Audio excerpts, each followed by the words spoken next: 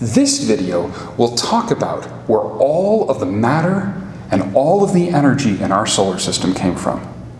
With the exception of some starlight coming in and some dust that's gotten captured by a gravitational field, all of the energy and all of the matter in our solar system was present 5 billion years ago when there was a giant explosion.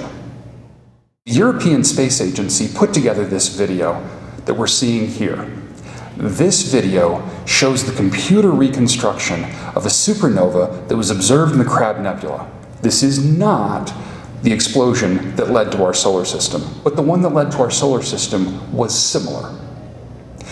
A sun exploded cataclysmically, and over the course of a very short period of time, that exploding sun gave off more energy than our sun will over the course of its entire 10 billion year lifetime. After the explosion, all that was left was a giant cloud of dust. This giant cloud of dust was spinning, and because it was spinning, it flattened, much like a pizza dough that's spun as it's thrown up in the air, into a protoplanetary disk. Here we see an artist's rendition of what that protoplanetary disk looked like back before the Earth formed. So, the star was initially spinning, and when it exploded, it continued to spin. Remember what we said before, that when matter is moving, it has energy. So this giant cloud of dust had energy associated with it, and as it turned into a pancake, it continued to have that energy associated with it. As the dust fell back in towards the center, it heated up enough to ignite the star, turning on fusion. More on that in a later video. The remaining dust formed the planets that we have come to know today, Mercury, Venus, etc. Because that disk was spinning, these planets are still spinning, and they're still spinning in the same direction 4.5 billion years later. We started with matter and energy in the form of that star. This matter and energy then underwent a supernova, a giant cataclysmic explosion that, as we said, gave off a tremendous amount of energy. And the matter and energy that was left over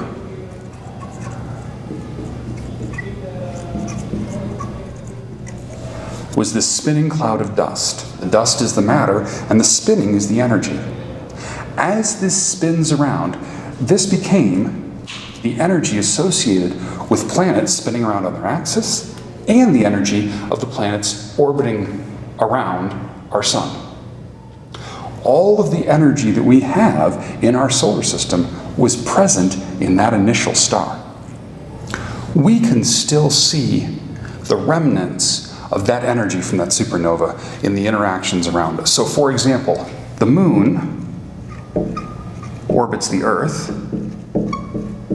and the energy associated with that is actually 38 octillion joules. Now, what's an octillion? This is a billion times a billion times a billion. So that means there are 27 zeros associated with this number. That is the amount of energy between the moon and the Earth. The Earth spinning around on its axis, though,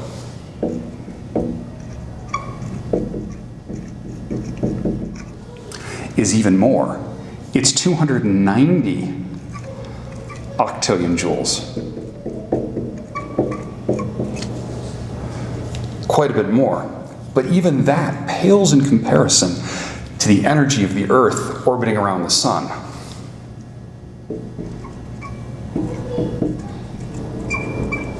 And that's 2,700,000 octillion joules.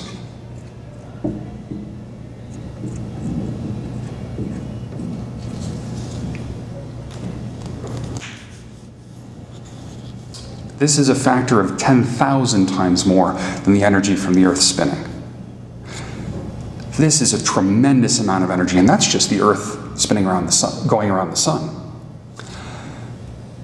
Our solar system has an incredible amount of energy in it. It will turn out, however, that we can only access a very small fraction of that energy. And that is one of the things that this series of videos is going to explore.